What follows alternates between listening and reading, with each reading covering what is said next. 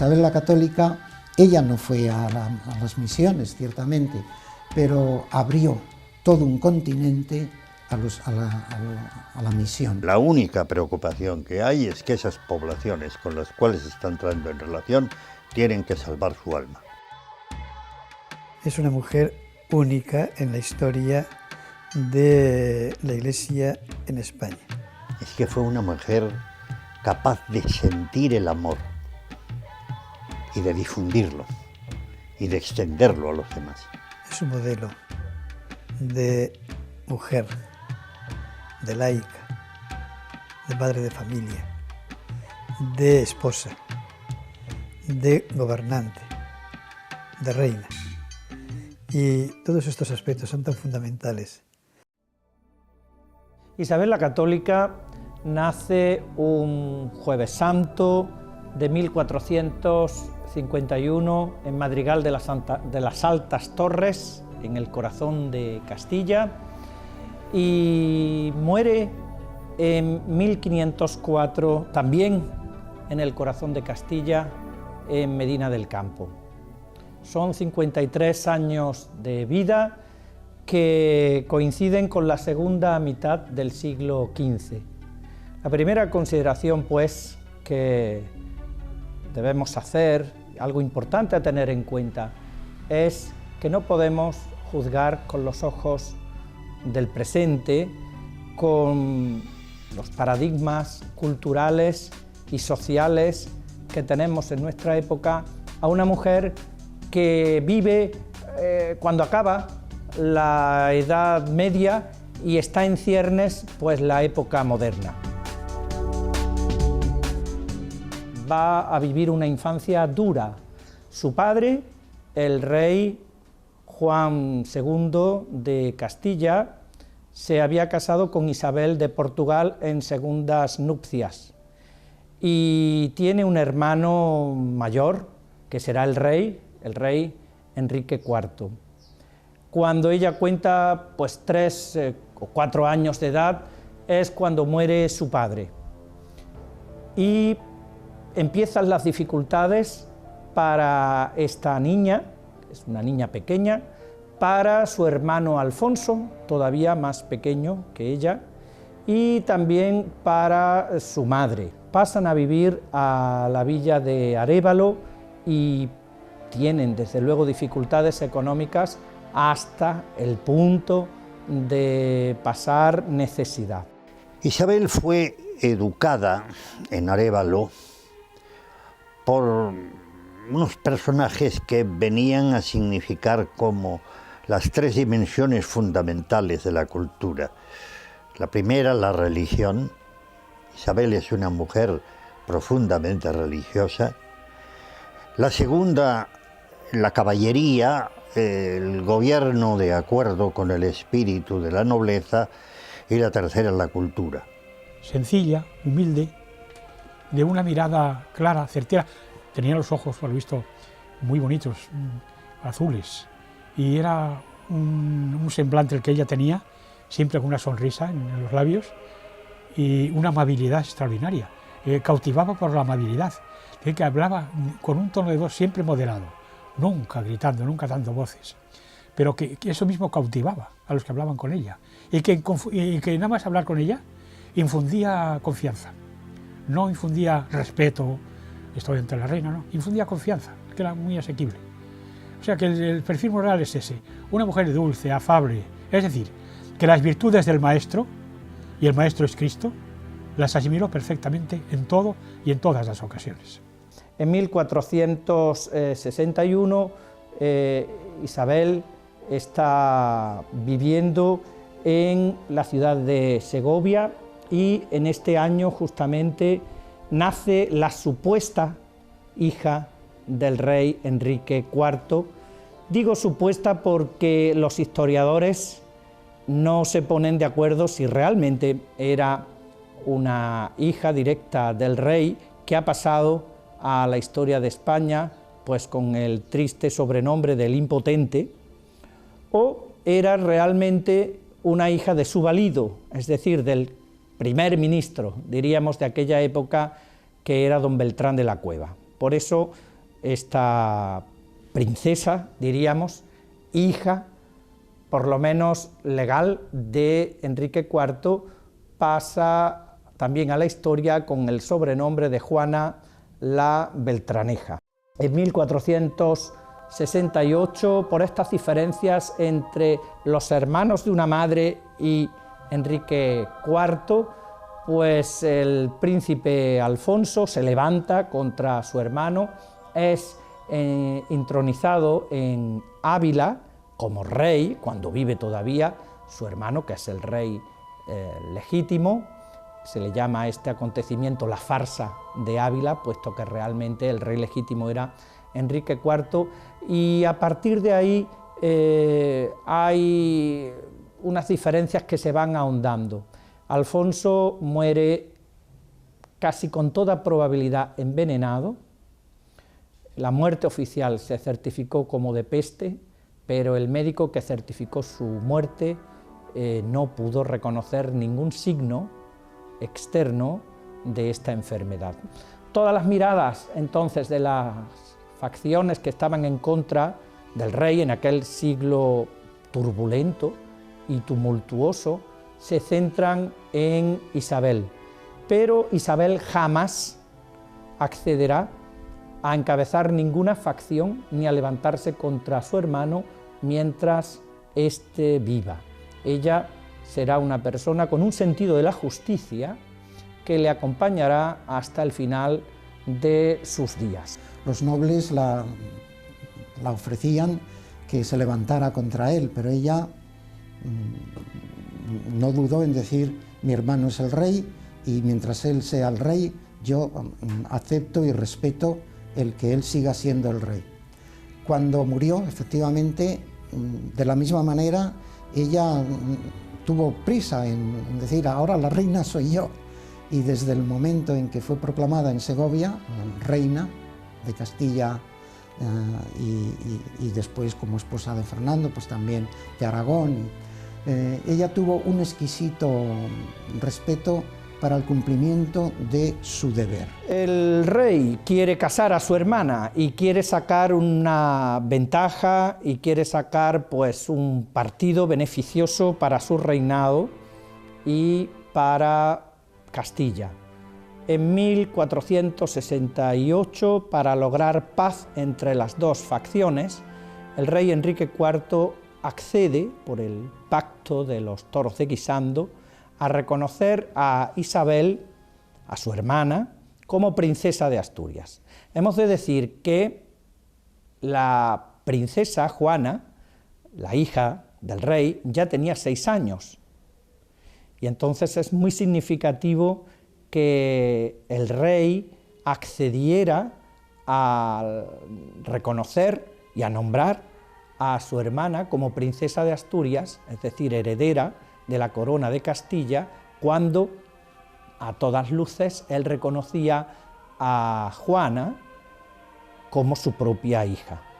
Pero, llevado por razones políticas y de buscar un equilibrio entre las facciones, un rey que era indolente y era también muy variable en sus opiniones, accede a reconocer a Isabel, su hermana, como legítima heredera por encima, por delante, diríamos, de su propia hija. Hay una condición: Isabel debe pasar a vivir a Ocaña y debe estar estrechamente vigilada por los hombres del rey. ¿El motivo? Pues que ella no tuviera libertad de movimientos y sobre todo estando ya en una edad, en aquella época, más que suficiente para casarse, que no diese ningún paso en falso, en este sentido, sin el consentimiento del rey. Claro, hay que hacer notar que desde los 3 años, desde que vivía su padre Juan II, poco antes de morir, ella estaba comprometida, como se comprometían los novios en aquella época, con Fernando el Católico, que será su marido, pero que tardará en realizarse esta unión más de lo deseado. El inconveniente, pues que Enrique IV, el hermano, no quería de ninguna manera que su hermana emparentase con la Casa de Aragón. El príncipe Fernando de Aragón se atraviesa España en secreto, como un mozo de mulas, como un lacayo, para no ser descubierto, y ambos se van a encontrar en Valladolid, donde van a casarse de manera totalmente desconocida, solamente para un círculo íntimo de acompañantes. Isabel quiere a toda su familia, pero Isabel quiere especialmente a su marido. Es una mujer enamorada de Fernando. Curiosamente le conoció, bueno, que le enseñaron una medalla en donde aparecía la imagen del futuro rey, y se quedó un poco, porque no era guapo, ¿verdad? Sin embargo, poco a poco después, es un amor profundo el que ella siente y el que es capaz de extender. Cuando su hermano, el rey Enrique IV, pues se siente burlado y engañado por su hermana, rechaza este matrimonio y se niega a admitir la validez del mismo, amparándose en el vínculo de sangre que existía entre ambos, no reconociendo así la bula que el príncipe Fernando el Católico había presentado. En el pacto de Guisando se establece que Isabel se case con quien el rey acordare, pero de voluntad de la dicha señora infanta y de acuerdo con los 3 garantes del pacto, arzobispo de Sevilla, maestre de Santiago y conde de Plasencia. El rey y estos 3 fiadores nunca contaron con la voluntad de Isabel en una especie de danza que ejecutaron de sus posibles esposos, antes y después de Guisando. Isabel fue en este punto muy firme y responsable. Pidió oraciones, consultó y mantuvo siempre con firmeza el derecho a su libre decisión, hasta que tuvo por fin que decidir su matrimonio con Fernando, prescindiendo de quienes no estaban dispuestos a respetar lo pactado sobre la libre decisión de la infanta. Por otra parte, el legado del Papa ya le dispensó en 1469 en secreto, in foro conscientiae, del impedimento de parentesco con Fernando, hasta la dispensa pública de Sixto IV por bula del 1 de diciembre de 1471. La gran novedad que significa Isabel la Católica es que por primera vez una mujer va a ejercer el oficio de reina. Hasta entonces lo que se consideraba es que sí, la mujer recibía derechos, pero los transmitía. Así había llegado a reinar, por ejemplo, Fernando III, San Fernando. Su madre renunció enseguida. Isabel la Católica no, ella quiere ser reina. Lo que ocurre es que comparte el poder con su marido, al cual entrega un documento inmediatamente, reconociéndole en la práctica las mismas funciones que ella está ejerciendo. ¿Cómo es esta nueva monarquía de los reyes católicos? Bien, hay que decir que en 1479 muere el rey Juan II de Aragón y hereda el trono directamente y sin controversias su hijo Fernando, el príncipe de Girona y el legítimo heredero de la corona. Los reyes, Castilla y Aragón, forman una corona dual, diríamos. Castilla va a seguir siendo Castilla, Aragón va a seguir siendo Aragón con sus propias leyes. No se trata, por tanto, de una unificación ni en lo político, ni en lo económico, ni tampoco en lo social, que seguirá habiendo bastantes diferencias. Pero sí será una corona dual.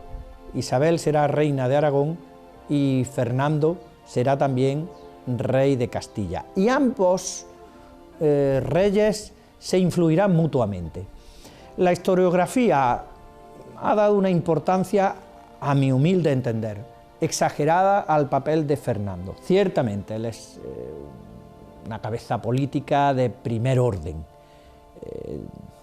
Todo el mundo reconoce que Nicolás Maquiavelo se inspiraba en Fernando el católico, cuando escribió El Príncipe, y los hechos de su reinado pues lo describen como este político moderno y manipulador que antepone el fin a los medios. Pero también hay influencia de la reina Isabel, no solamente en su reino de Castilla, que ella gobernó porque era la legítima reina, la reina propietaria, como se decía en la época de Castilla, sino también en Aragón va a influir sobre todo en el inicio de la reforma religiosa en el reino, que no será igual de perfecta que en Castilla y que tardará desde luego muchísimo más tiempo en realizarse. Se encuentran una monarquía, se encuentran una España completamente en la bancarrota, una España empobrecida, los caminos llenos de bandoleros, pobretería por todas partes. Todavía Isabel la Católica, después de varios años de reinado, todavía tiene que remediar necesidades muy acuciantes con su peculio personal. Las riquezas las tenían los nobles. Ella después en Toledo se preocupó de que muchísimas de esas riquezas y de esos patrimonios que tenían los nobles volvieran al Estado porque eran del Estado. Pero ella le encontró esto, la caja del dinero completamente vacía. A los pocos años de su reinado, Castilla era floreciente, Castilla era una región donde se vivía perfectamente bien.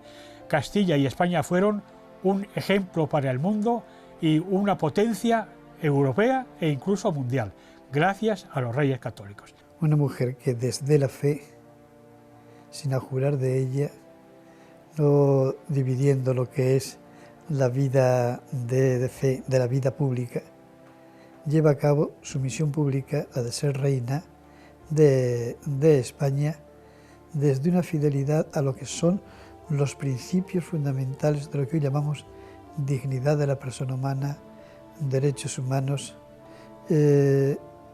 ver aquello que nos unifica a todos dentro de la diversidad, y por eso yo lucha tanto también como gobernante por la unidad de los pueblos de España. Incluso algunos han acusado que su matrimonio con Fernando de Aragón era un matrimonio de conveniencia para unir los dos reinos, y en ello lo que le mueve fundamentalmente es unificar España, la España perdida, para recuperar la España verdadera, que es la España enraizada en la fe. No es una mujer que hace cálculos políticos, sino que una mujer que gobierna desde ese sentido de lo que constituye la unidad de todos los pueblos que integran nuestra nación.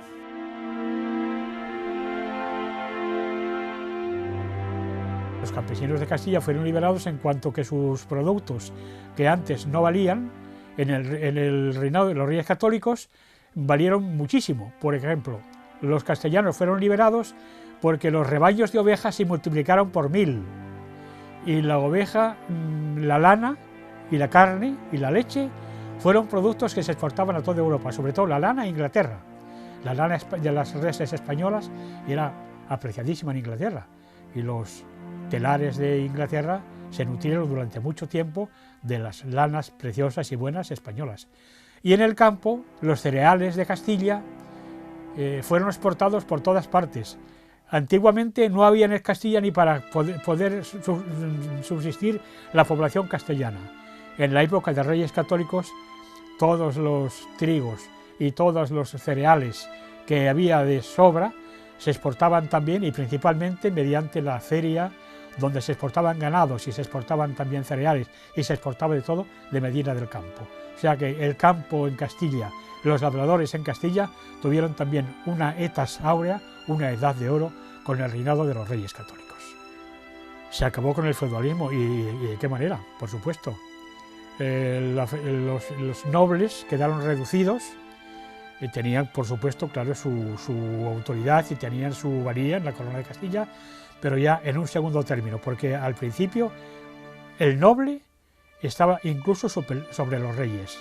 Muchas cosas que los reyes no podían hacer es porque muchos nobles lo tenían impedido. Pero ellos en las Cortes Primeras de Toledo se arreglaron para uno de estos problemas, que era un problema candente, arreglarlo de este modo, volviendo el poder y volviendo la economía y volviendo el manejo de la autoridad a los reyes. Además, sin problema ninguno, porque ya digo que la reina Isabel, que era muy modesta y era muy humilde para muchas cosas, en cuestión de justicia y en cuestión de autoridad real, era imposible de pisotear.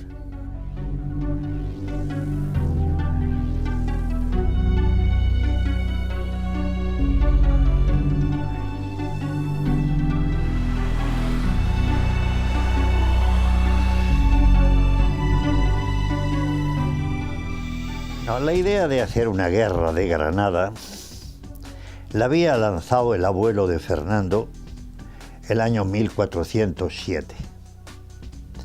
En realidad Granada no era un reino.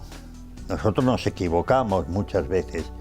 Granada había nacido como una especie de reserva dentro de la monarquía castellana en que se iba a permitir la continuación de la religión musulmana, pero era una parte del reino de Castilla. Pasados unos años, en 1288, con auxilio de los marroquíes, los granadinos habían roto esta relación de dependencia. Castilla nunca la aceptó, pero las circunstancias internas impidieron que en el siglo XIV se pudiera tomar alguna medida eficaz. Es en 1407 cuando Fernando, que luego será rey de Aragón, toma la decisión. No, hay que liquidar el tema. Hay que liquidar el tema devolviendo a Granada a la situación antigua. Por eso al nieto se le llama Fernando.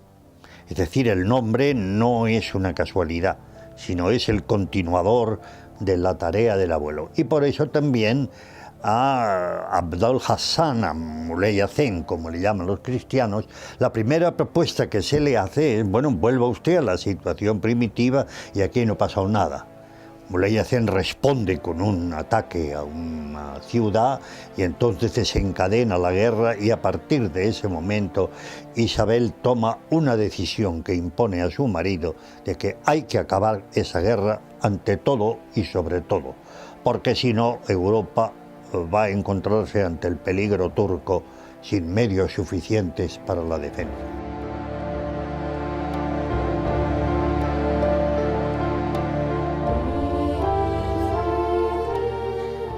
Consta que cuando la toma de Málaga, el cuartel general de los Reyes estaba en Córdoba, hasta que 3 meses antes de la toma de Málaga vinieron a Málaga. Y ya digo, en las tiendas de campaña perseveraron hasta la toma de Málaga.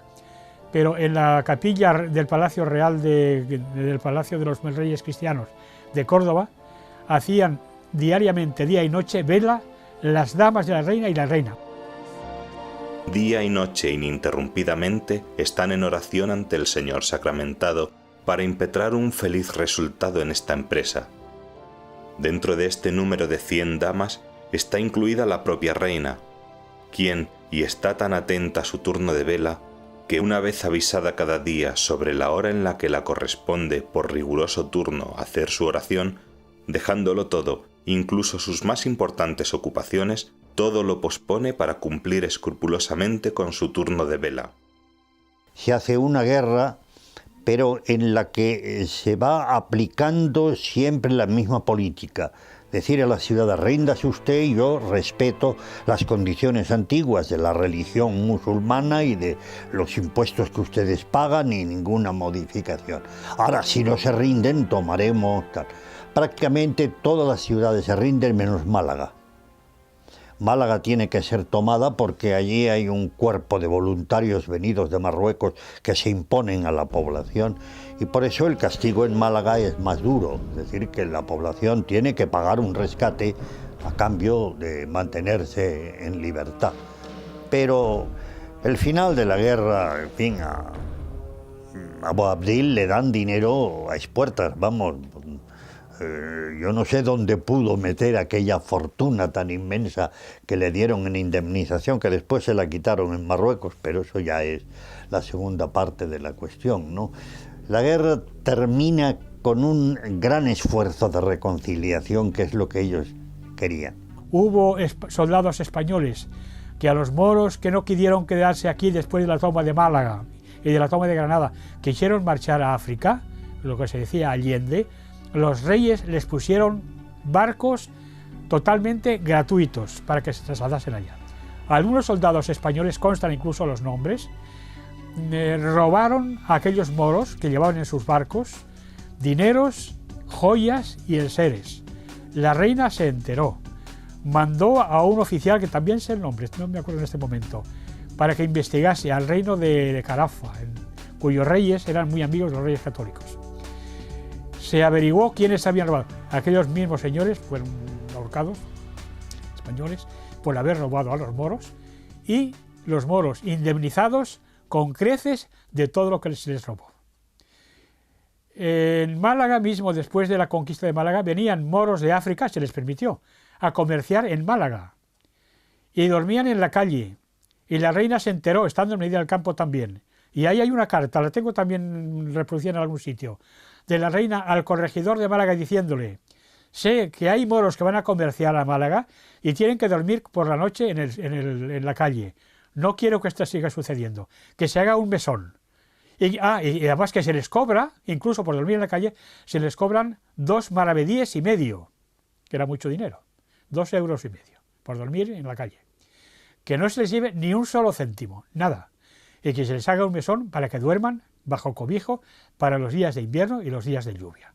Claro, hay que tener en cuenta que los reyes católicos, apoyándose en lo que era la mentalidad de la época en toda Europa, lo que profesan es una política que podríamos llamar máximo religioso. La unidad depende de la fe. Solo la fe puede provocar en un reino el establecimiento de la libertad. Y por consiguiente no hay más remedio que ir tomando medidas para que las religiones no cristianas vayan desapareciendo. En el caso de la expulsión de los judíos, que es el punto más controvertido, es precisamente por obedecer a la Iglesia. Dice un historiador suyo, con mucha gracia, que ella no es beata todavía porque obedeció al Papa. El Papa le pedía efectivamente, para lograr esa unidad de España, unidad católica, unidad que es recuperar todo lo que eran sus propias raíces, que tenía que expulsar a los judíos. Ella se negaba, porque era amiga de los judíos, tenía entre sus fieles colaboradores a gente judía. Ella estimaba a las personas por encima de cualquier otra consideración, pero tuvo que obedecer para llevar a cabo lo que le dictaban desde Roma. Por eso no es por su instinto, no es por su visión de cálculo, sino que sencillamente por pura obediencia. Claro, esto hoy resulta muy extraño y muy contradictorio, pero es que hoy lo que estamos es viviendo dentro de un laicismo radical que no entiende que la religión pueda ser un bien. Los reyes católicos piensan que la religión es el bien absoluto. Este es el gran problema que se plantea entonces. Verdad es que algunos cristianos los desprecian y maltratan, mas los que esto hacen pecan en ello y no hacen como buenos cristianos.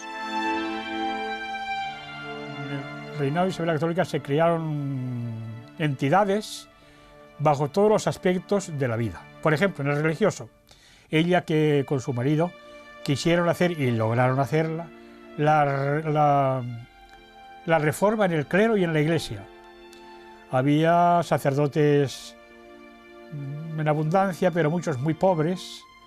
Otros vivían de mala manera, incluso con barraganas en su casa.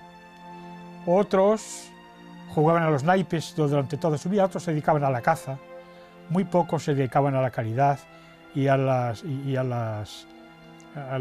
misiones puramente sacerdotales. Los había, por supuesto, y hubo santos también, pero es que con la llegada de Isabel la Católica y de Fernando al reino, esto cambió.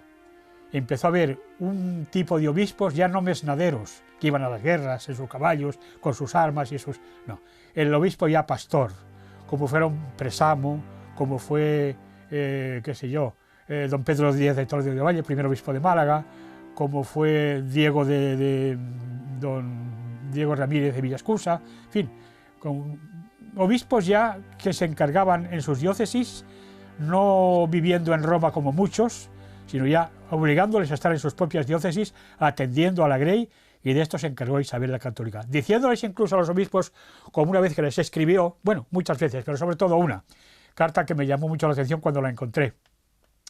Escribe una carta desde Granada a todos los obispos de España, diciéndoles que tengan mucho cuidado en las iglesias que ellos regentan, porque muchas veces ha visto ella en los altares ropas sucias, las sabanillas sucias y llenas de polvo, los sagrarios también llenos de polvo, incluso las lámparas, dice, son palabras mías textuales, que deben estar siempre encendidas para Cristo nuestro Señor, las lámparas apagadas, la lámpara que indica que está el Santísimo en el sagrario, en la custodia, como ya decía. En el reinado de la reina Isabel, pues se van a proponer los principios de esta reforma. Me refiero a la reforma no cisneriana, que vendrá después, pero ya hay unos antecedentes claros que son como los cimientos de lo que vendrá después. Así pues, el cardenal Carrillo de Acuña, que es arzobispo de Toledo, convoca en 1473 un concilio en Aranda de Duero. Y el gran cardenal González de Mendoza, primero fue arzobispo metropolitano de Sevilla, después pasó a la silla primada de Toledo, ya en su época sevillana, convoca en 1478 un concilio. Coinciden en los principios que establecen estos dos concilios y que se van a observar paulatinamente, pero van a ir incidiendo en el clero, tanto en el clero secular como en el clero regular. Y detrás de estos dos arzobispos no podemos dejar de ver a la reina, con su apoyo y con una actitud decidida a que la Iglesia debía ser reformada por el bien de sus súbditos. Los principios, pues que se celebren sínodos regularmente, que servían como para tomar el pulso a la situación de cada iglesia particular. Se establecen normas contra el concubinato de los clérigos, para que se observase fielmente el celibato.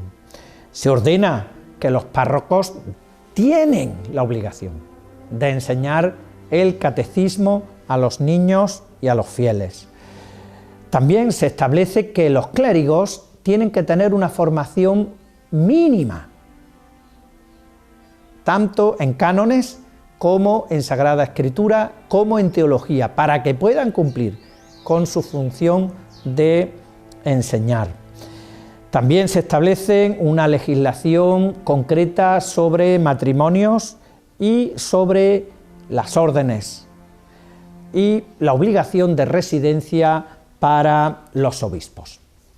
Que se vuelva a lo que son las fuentes y la verdad de la fe católica y de las costumbres que caracterizan el estado de vida religioso, el estado de vida sacerdotal y el estado de vida episcopal. Y con una elección muy precisa de los obispos. Los reyes tenían esa posibilidad, esa prerrogativa de elegir obispos, de proponer obispos. Y ciertamente que eligieron obispos extraordinarios. Uno de ellos, por ejemplo, Fray Hernando de Talavera, otro también el cardenal Cisneros, y son los grandes baluartes en los que se apoya la reforma de la Iglesia en España en el siglo XVI. Tenía dirección espiritual.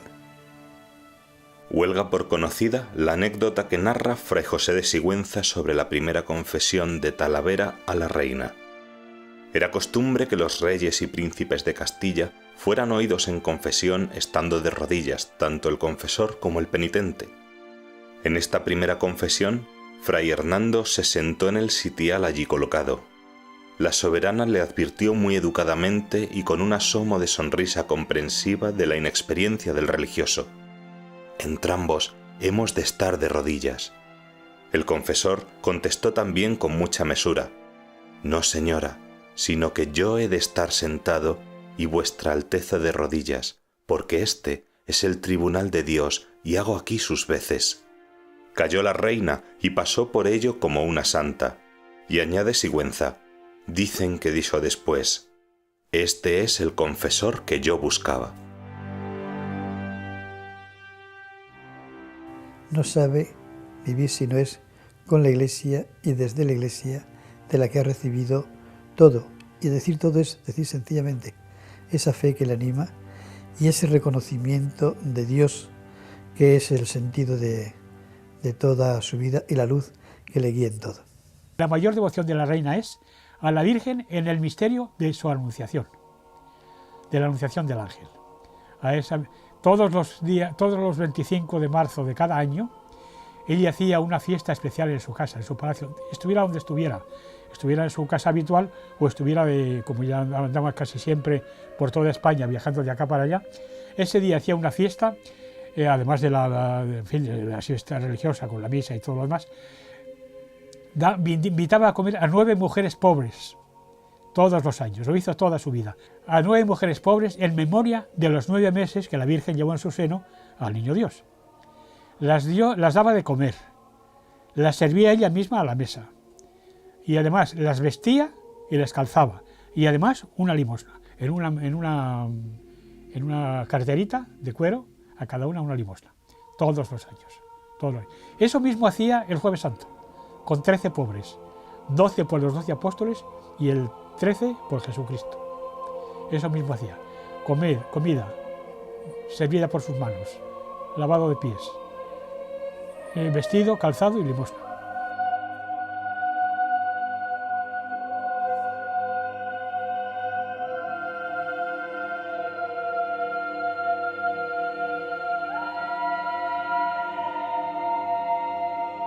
La salvación de las almas es lo que verdaderamente le importa. Eso es lo que está pensando en Canarias y eso es lo que está pensando en América. De ahí el profundo disgusto que ella sufre cuando empiezan a llegar noticias de América desfavorables, es decir, que han muerto indios, se han cometido atentados, y entonces ella firma esa especie de epílogo del testamento, teniendo en cuenta que el testamento de una reina es ley orgánica, ley fundamental, tiene una enorme importancia. Por primera vez se reconocen los derechos naturales humanos a todas las personas. Es cierto que la concepción de extensión de la fe pudo presentarse por parte de Colón como más fácil de lo que en realidad llegaría a ser en los años siguientes. Colón trasladó la imagen de que los indígenas creían en un solo Dios y que por tanto su cristianización iba a ser más fácil de lo que luego en realidad consistió. Isabel toma esta idea y hace suyo el ideal de expansión de la fe y de llevar a los indios a la fe, pero lo hace, y quizá es lo más interesante de su política, con una intención de descubrir un mundo nuevo. Isabel había vivido en su tierra la necesidad de reformar la Iglesia, de luchar contra la decadencia moral y la decadencia de la vida que había caracterizado a la Castilla de los siglos XIV y XV. Y con este afán tiene una visión de mundo nuevo, pero también de humanidad nueva, si se quiere, al descubrir América. Isabel va a procurar que los embarcados hacia América sean personas de probada virtud y tratar de evitar que se lleven a América los vicios que caracterizaban al viejo continente. Cristóbal Colón había fracasado en Portugal con todas las razones, es decir, su proyecto no parecía viable y además en aquel momento Portugal va a dar la vuelta a África, ya sabe que hay un paso hacia la India y no le conviene distraer fondos económicos para otra empresa. Entonces Colón llega a la Rábida, llega intencionadamente a la Rábida, porque el monasterio de la Rábida tenía el encargo por parte del Vaticano de controlar y vigilar las acciones de evangelización que se estaban haciendo en África. De tal manera que el prior usaba un título de obispo nominal del Rubicón, para que entonces él va allí intencionadamente. Y los monjes ven ahí una gran oportunidad, porque piensan lo mismo que va a pensar después Isabel, ¿no? Entonces lo que deciden es, bueno, primero se tratan de poner de acuerdo con el duque de Medinaceli, el cual les dice, no, yo creo que, de Medina Sidonia, perdón, el cual les dice, no, esto es una empresa de muchos recursos, tienen que ser los reyes. Entonces van donde los reyes, y los reyes deciden tomar a Colón a su servicio. Le asignan un sueldo, tienen unas funciones de hacer mapas, de preparar los viajes y tal, mientras se está negociando, y bueno, hasta que no acabe Granada nosotros no podemos entrar en estas cuestiones.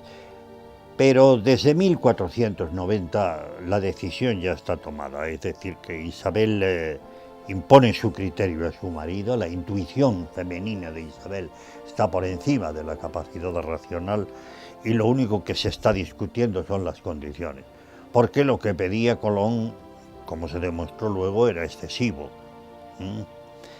Si hubiera sido una pequeña isla, bueno, todavía bien, el gobierno, el no sé qué, todas esas cosas.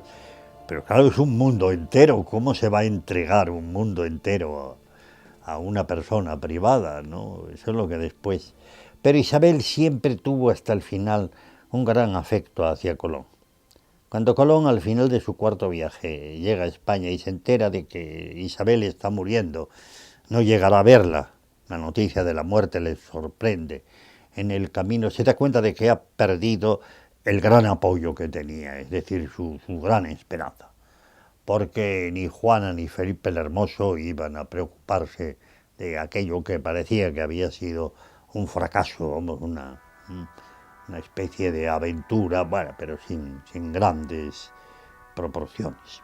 En el segundo viaje de Colón ya manda ella, me parece que fueron unos franciscanos, y qué sé yo, pues a los 30, 40 años del descubrimiento, pues ya hay diócesis en marcha y enseguida surgen las universidades, las parroquias, las catedrales, los conventos, las reducciones del Paraguay, todo eso que sabemos, ¿no? Ella es el origen y el principio de una gran misión, y en este sentido yo creo que es pues una de las grandes misioneras. En España no se dan cuenta de las enormes posibilidades que América tiene. Pero que haya México y Perú son imperios, eso es otra cuestión. Y son reinos que se pueden incorporar a la corona y en los que se puede hacer ese cambio decisivo de liberar a las poblaciones sometidas. Cortés conquista Tenochtitlán. ¿De qué? ¿De qué? Son los indios los que conquistan Tenochtitlán, guiados por Cortés. Pero es una rebelión interna contra un régimen insoportable como era el que habían establecido los mexicanos, ¿verdad? Los mexicas. Este es el gran problema, ¿no? Por eso México llega a ser después pues, la gran fuerza, ¿no? Ella se volcó en esa gran obra de evangelizar de la fe, sin la cual ella no concebía que pudiese haber un progreso, una humanización, un desarrollo. No fue en plan de conquista, fue más bien en plan de servicio.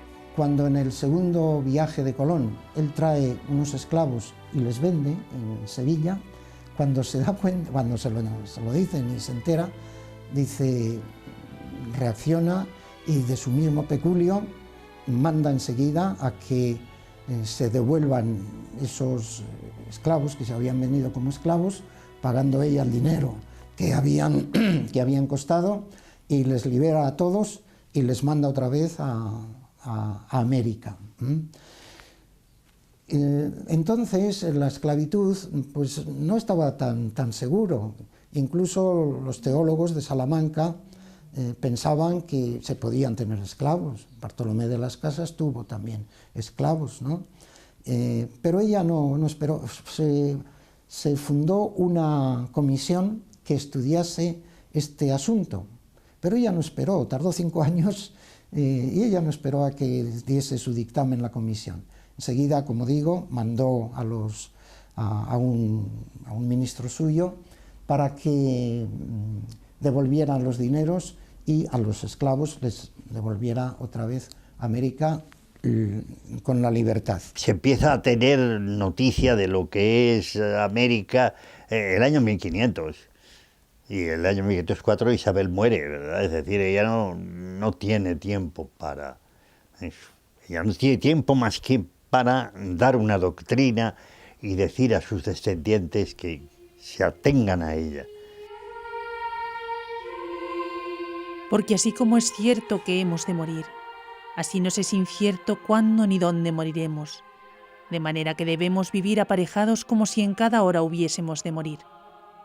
Por ende, sepan cuantos esta carta de testamento vieren, como yo, doña Isabel, por la gracia de Dios, reina de Castilla, de León, de Córdoba, de Córcega, de Murcia, de Jaén, de Algeciras y de Gibraltar y de las islas de Canaria, estando enferma de mi cuerpo, de la enfermedad que Dios me quiso dar, y sana y libre en mi entendimiento, creyendo y confesando firmemente todo lo que la Santa Iglesia Católica de Roma tiene, cree y confiesa y predica, señaladamente los 7 artículos de la divinidad y los 7 de la muy santa humanidad, según se contienen en el credo y símbolo de los apóstoles y en la exposición de la fe católica del Gran Concilio Niceno, que la Santa Madre Iglesia continuamente confiesa, canta y predica, y los 7 sacramentos, en la cual fe y por la cual estoy aparejada para por ella morir. Me preguntáis por la salud de la reina. Nos hallamos en palacio todo el día aguardando con triste semblante la hora en que la religión y todas las virtudes dejarán la tierra con su espíritu. Pidamos a Dios que nos permita seguirla donde ha de ir muy pronto. Excede en tanto grado a toda virtud humana que difícilmente habrá nada entre los mortales que pueda comparársele. Los pies suyos se descubrieron muchas veces en procesiones de penitencia. Y en la extremaunción, por supuesto, que le descubrieron los pies y lo ungieron los pies. Lo que no sabe la gente, y yo lo he encontrado en un documento, es que había una unción, en el sacramento de la extremaunción, había una unción que era la unción por las flaquezas de la carne y por los pecados de la carne, que se hacía en la parte lumbar, tanto de hombres como de mujeres. Cuando ella murió, y cuando le dieron esta unción, todavía existía esta norma de ungir a las mujeres en el ombligo, concretamente, en la parte lumbar, por los pecados de la carne, en fin. Y lo que dijo fue que por favor no la descubriesen, porque además la enfermedad que ella tenía radicaba precisamente ahí, porque era un cáncer de útero. Y no permitió, o al menos no es que no permitiese, pidió con un ruego, simplemente un ruego, que no la descubriese de esa parte, porque era inconveniente para ella y para los demás. Y fue lo único el único reparo que puso. En fin, esto lo digo para ilustración y para que se vea por todas partes cómo era esta mujer. En el testamento lo primero que hace ella es una profesión de fe que es emocionante. Incluso dice que está dispuesta a morir. Dice, estoy aparejada, dice ella, la expresión que entonces se usaba, ¿no? Estoy preparada para morir y sería un honor morir por la fe, ¿eh? Es casi pues una mártir, no sé, de deseo, ¿eh?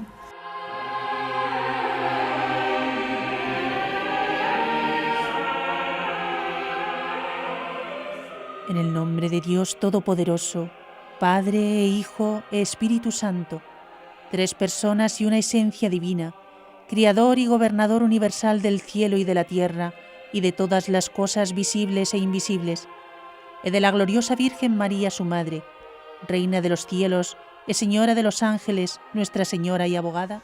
Que mi intención fue, al descubrir los pueblos americanos de América, extender la fe católica y hacer que volvieran aquellos pueblos a la cultura y a la fe cristiana.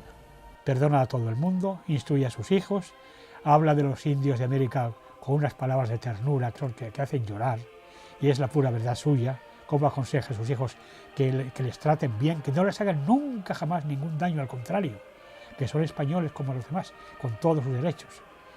En fin, el testamento es una carta de 19 puntos que tiene el codicilo y 26 que tiene el testamento, todos a cual más dignos de veneración, de estima y de alabanza, porque todo es vivir y morir en la fe cristiana. Para ella era el sumo de la perfección y el sumo de su deseo. Yo muchas veces lo he pensado en aquella habitación en el rincón de la plaza de Medina del Campo, donde ella estaba pasando su última enfermedad, sabiendo que se moría mientras dicta el testamento, y de repente se interrumpe y le dice al notario que está tomando nota, dice: muchas veces me he preguntado qué es lo que más debo agradecer a Dios en esta vida. Y se contesta a sí misma: el marido que tuve, el mejor rey de España. Te ha dicho todo. Y cuando muere Isabel, Fernando escribe personalmente una carta a las ciudades en donde le dice, claro, al perderla, perdí yo, y perdieron estos reinos más de lo que nadie puede imaginar. Llevaron el cadáver de la reina en 15 días que tardaron con el cadáver de Medina a Granada, lloviendo todo el camino, todo día y noche. Los 15 días que tardaron, día y noche lloviendo, algo terrible.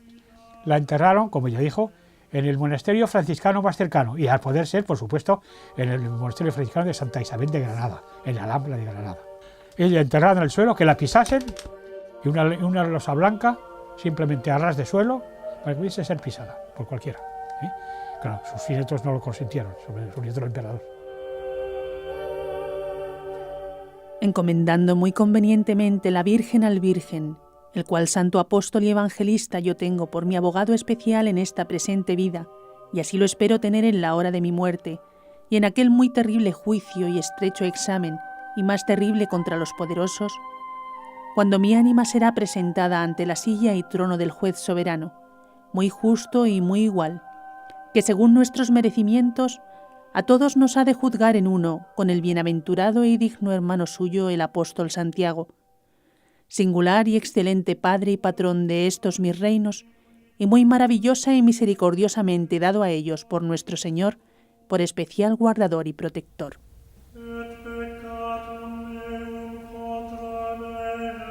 Su testamento es, solo por él, un elemento para una persona declararla santa, porque es solamente desde la santidad, solamente desde la vinculación enteramente de toda su persona a Dios, como se puede dictar ese testamento. No es obra de un notario, de unos ajenos a la fe, sino todo lo contrario. Es el testimonio que resume toda una vida.